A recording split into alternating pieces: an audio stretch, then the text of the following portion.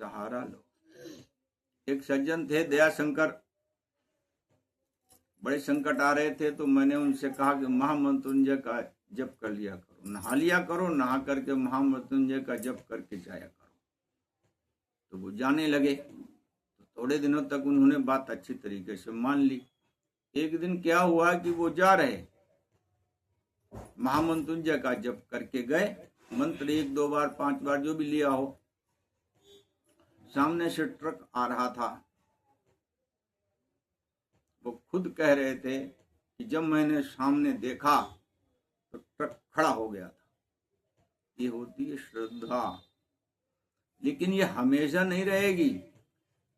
जितनी श्रद्धा प्रभु जी से जिस समय पर होगी, उसी प्रकार का फल पूरी तरीके से देगी।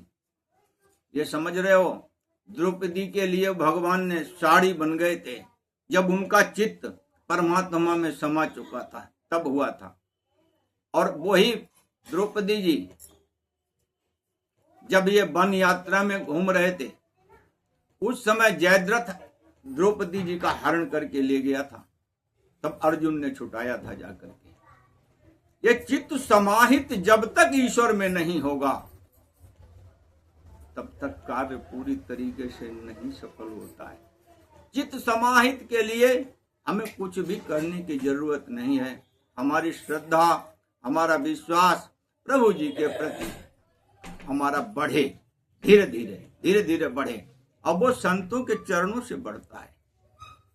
संतों के चरणों से प्रेम करो, यही एक क्रिया होती है। जैसे संसार का व्यक्ति आप स्मरण करोगे तो तुरंत उसका अवगुण आएगा, और अवगुण आकर के आपके हृदय को भी अपवित्र करेगा और आपसे गलत काम भी करा देगा।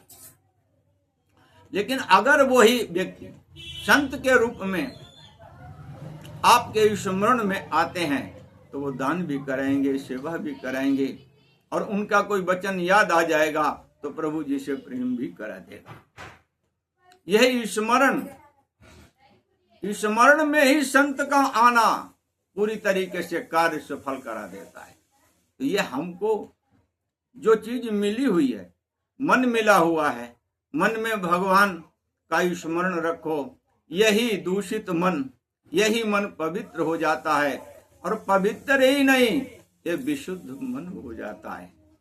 भगवान के पास, भगवान नाम से, भगवान प्रेम से, संतों के चरणों के प्रेम से, सद्गुरु वचनों का पालन करने से जब ये हमारे पास मिला हुआ है, तो क्यों ना हम इसका सदुपयोग करें।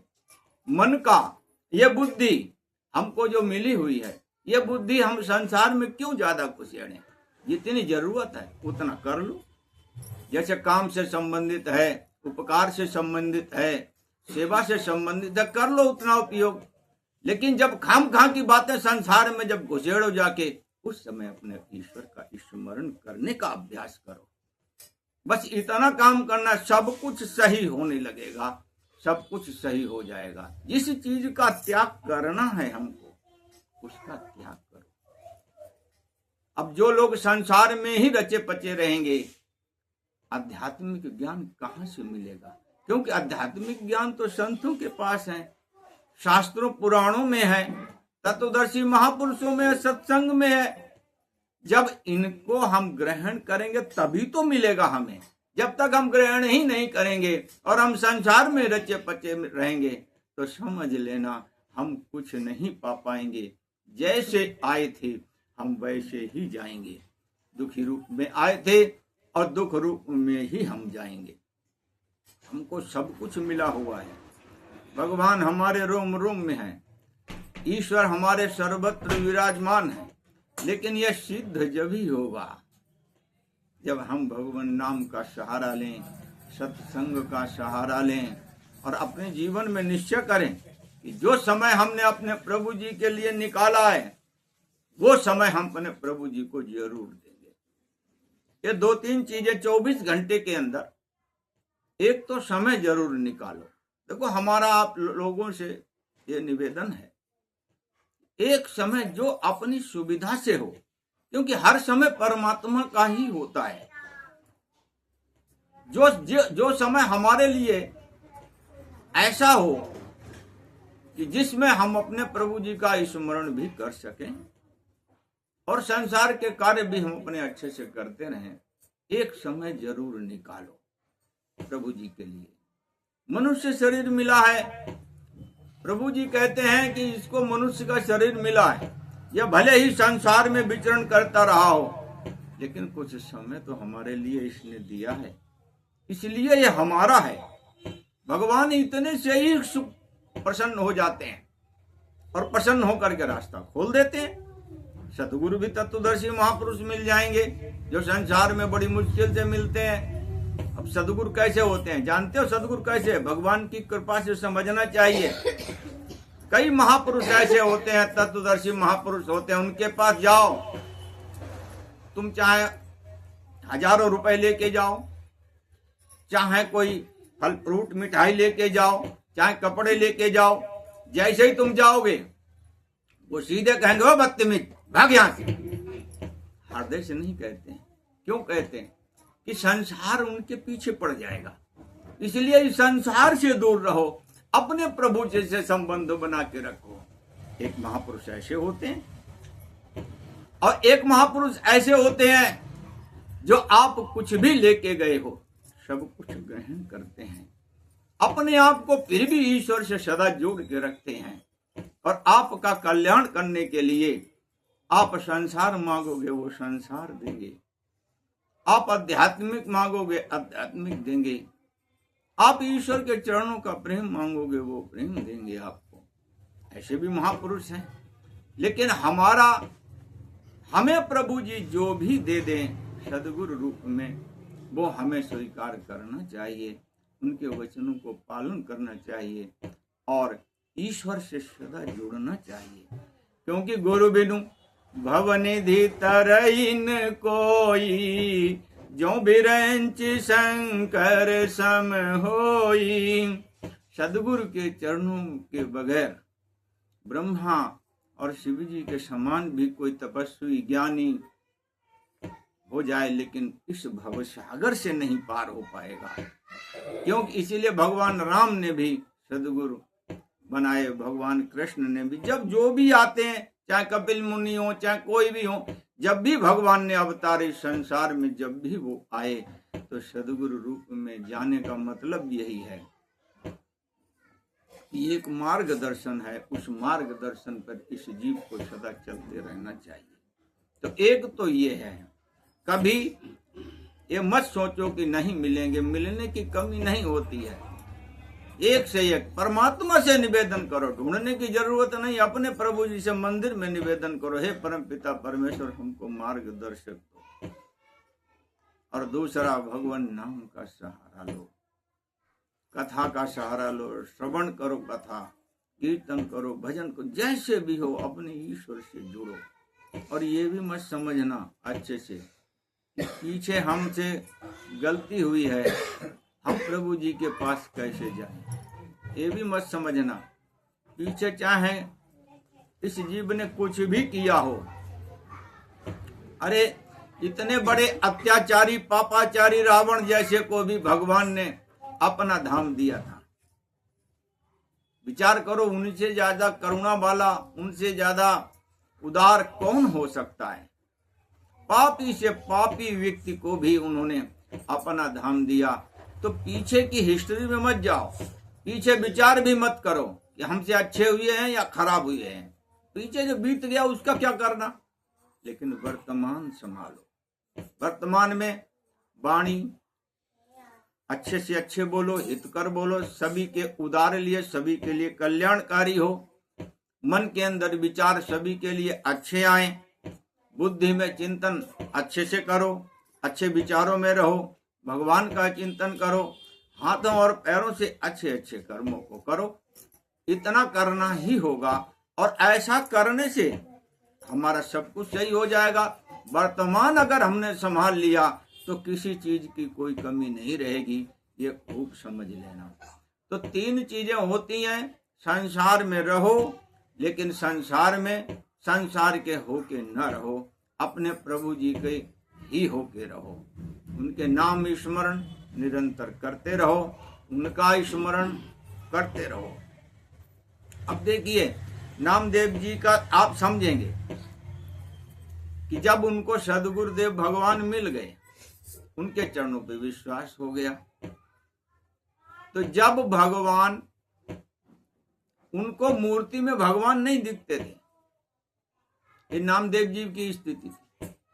जैसे मूर्ति में भगवान होते हैं, कण कण में भगवान होते हैं, सब कुछ है। श्री गणेश उनका यहीं से हुआ, मूर्ति में भगवान नहीं होते हैं। कहाँ है भगवान? अगर मूर्ति में हो तो अपनी रक्षा कर सके, यहां से श्री गणेश हुआ उनका। देखिए कितनी लाइन खराब, लेकिन लक्ष्य था उनका कि हमको प्रभु जी की प्राप्ति करनी है। तो धीरे धीरे धीरे धीरे चलते रहे, सदगुरु भी मिल गए। और कहा मूर्ति में भगवान नहीं दिखते थे, जब श्रद्धा और विश्वास परमात्मा के प्रति बन गया तो वही कुत्ते, और कुत्ता भी कोई इतना बढ़िया कुत्ता नहीं था, सुंदर कुत्ता हो जिसको देख के मन खुश हो जाए, वही गंदा संदा, वही कुत्ता गया रोटी लेके भाग आया भूखा। उस कुत्ते में भगवान का दर्शन होना ये चित्त समाहित का लक्षण होता है। जब चित्त समाहित परमात्मा में होता है तब ये सब कुछ होने लगता है। और यहाँ तक पहुँचने के लिए सन्मार्ग ही मार्ग होता है। असत मार्ग कभी भी किसी जीव का कल्याण न कर सका है, न होगा, क्योंकि वहां है ही नहीं।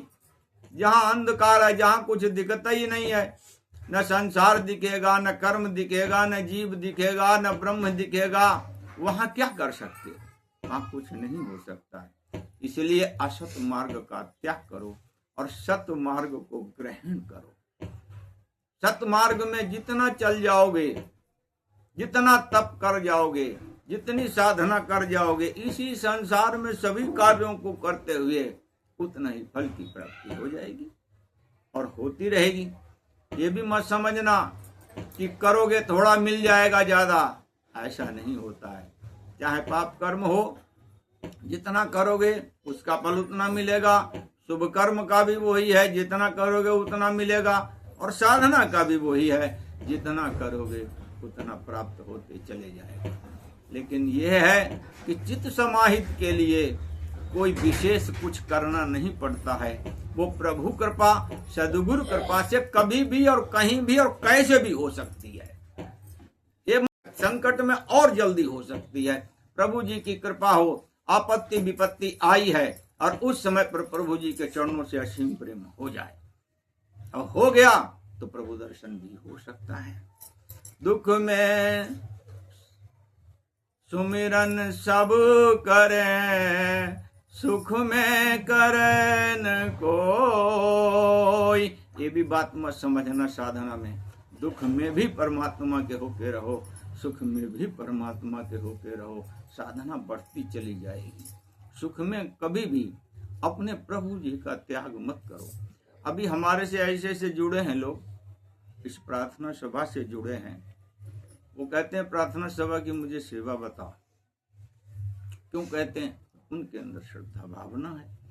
श्रद्धा भावना है तो जब यही श्रद्धा भावना धीरे धीरे बढ़ेगी, अपने आप परमात्मा में चित्त कभी भी किसी भी हालत में, दुख में ही नहीं सुख में भी, जब तुम्हारे को परमात्मा ने, तुम्हारे पास कुछ भी नहीं है, परमात्मा ने तुमको दे दिया और दिया है तो तुम भगवान का अगर उसको समझ करके ग्रहण करने लगे तो वो ही सुख तुम्हें आत्म कल्याण का मार्ग की ओर ले जाएगा। और दुख अगर तुमको मिला है और दुख भी अगर तुमने परमात्मा का प्रसाद समझ के ग्रहण कर लिया तो वो दुख भी तुमको परमात्मा की ओर ले जाएगा। इसलिए चाहे दुख आए चाहे सुख आए, अपने प्रभु जी को कभी भूलने की कोशिश न करो। अगर ये भगवान की माया भुलाती है, क्योंकि वो तो भुलाएगी, उसका काम है। जैसे आलस है, भय है, निद्रा है, शोक है, इनका काम क्या है? इनका काम, आलस का काम क्या है? अज्ञान का काम क्या है? इनका काम ही यही है। आलस का काम है सुबह नहीं उठना है, पूजन का समय जा रहा है 4 बजे का, 5 बजे का, नहीं उठना है, नहीं उठना है तो नहीं उठना। ये आलस का काम है। वो दिलाएगा आलस तुम्हें, आलस तो रोकेगा, यही भगवान की माया है। अज्ञान का काम क्या है? अंधकार, वो सीधा कहेगा अरे कहाँ ईश्वर के चक्कर में पड़े हो, सीधे संसार में आओ, अपने रहो। यह ज्ञान का काम है, वो करेगा। लेकिन जानते हो ब्रह्म मुहूर्त में अगर तुम्हारा निश्चय है कि हम अपने प्रभु जी का 5 बजे स्मरण करेंगे, आलस का त्याग कर दो, यही माया का त्याग है। और माया का त्याग क्या है? तुम्हें 5 बजे पूजन करना तुमने निश्चय किया है, तो उस समय पर चाहे आलस आए, चाहे संसार के 50 लोग बैठे हों, तुमने निश्चय किया कि मैं 5 बजे भगवान के स्मरण में जाऊंगा, तो जाओ। वो 50 के 50 तुम्हारे चरणों के अनुरागी बनेंगे अगर तुम उनका त्याग करके भगवान के लिए समय निकालोगे तो। और अगर तुमने भगवान का समय चाहे 10 साल तुमने 5 बजे का समय से निभा रहे हो, और अगर 50 लोग आ गए और तुमने एक दिन नियम टूट गया तुम्हारा, तो सारा नियम टूट जाएगा, ये भी समझ लेना अच्छे से। क्यों? फिर तुम्हारे में शक्ति नहीं है कि तुम दोबारा से नियम बना सको। इसलिए सबसे पहली बात है कोई समय निकालो अपने प्रभु जी के लिए। तो आलस है, भय है, निद्रा है, शोक है। अरे भय किस चीज का? हमसे कोई गलती हो गई, हम प्रभु जी के हैं, हो गई। अब भय जैसे गलती कोई हो जाए, किसी प्रकार की हो, बच्चे के प्रति हो, बूढ़े के प्रति हो, कहीं भी किसी के प्रति हो गई, गलती होने का मतलब भय उत्पन्न कर देगा हृदय में, उसका कार्य है। क्यों? पाप का कार्य है कि हमेशा स्मृति विभ्रम रखना। जो लोग मर्डर किए घूमते रहते हैं ना, उनको कभी भी नींद में भी कुछ चैन नहीं पड़ती है। क्यों? उन्होंने पाप ऐसे किए हुए हैं। इसलिए पाप का काम है इस जीव को भय में रखना, हमेशा स्मृति विभ्रम में रखना, ऐसी स्थिति में रखना। लेकिन अगर कोई अपराध हो गया है, चाहे भगवान क्या कहते हैं, विभीषण जी के प्रसंग में समझो जरा इस बात को। भगवान क्या कहते हैं कि हजारों ब्राह्मणों का हत्यारा अगर कोई हमारी शरण में आता है तो हम उसको ग्रहण करते हैं, ये भगवान का है। मतलब कितना बड़ा पापी, कितना ही बड़ा संसार में इससे भी जड़ा कोई पापी होता। ब्राह्मण भगवान का मुख होते हैं, जो भगवान की हमेशा स्तुति करते रहते हैं, भगवान के सहारे अपना जीवन चलाते हैं, दूसरों को भगवान के सहारे जोड़ते हैं। ऐसे हजारों ब्राह्मणों का हत्यारा भी भगवान की शरण में आए तो भगवान उसको अपने शरण में रख लेते हैं। क्यों? इसलिए कि तुम भगवान के हो, भगवान तुम्हारे हैं। कितने तुमसे पीछे हो गया उसका क्या मतलब है?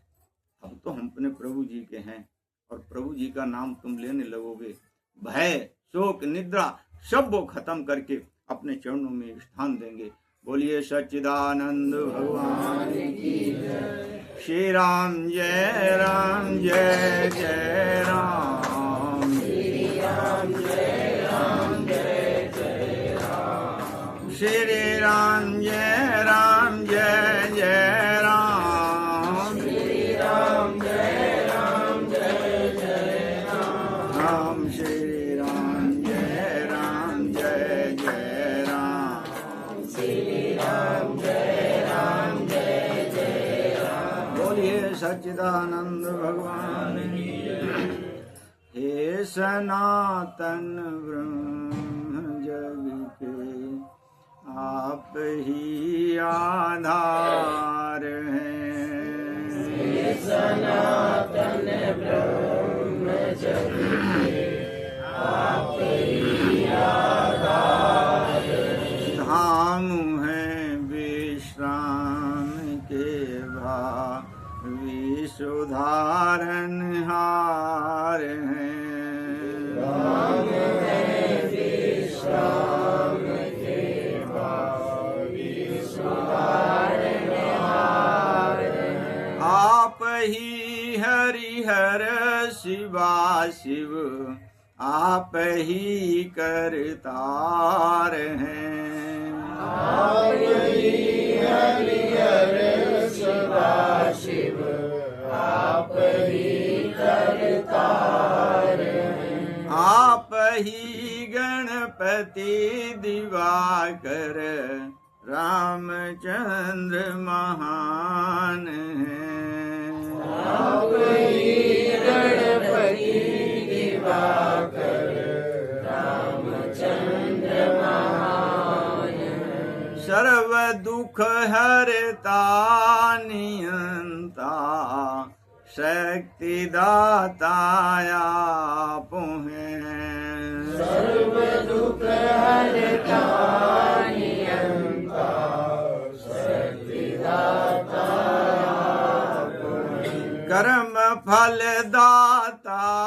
विधाता मुक्तिदाता आप हैं।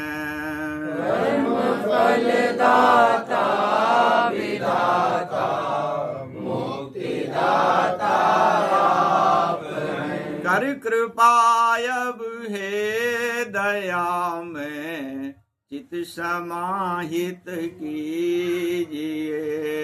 कर कृपा अब है दया में चित समाहित कीजिए। शक्ति का हो अवतरण नित ऐसी करुणा कीजिए। शक्ति का हो अवतरण नित ऐसी करुणा कीजिए। तत्व चिंतन प्रभु भजन नित नियम से करते रहें। तत्व चिंतन प्रभु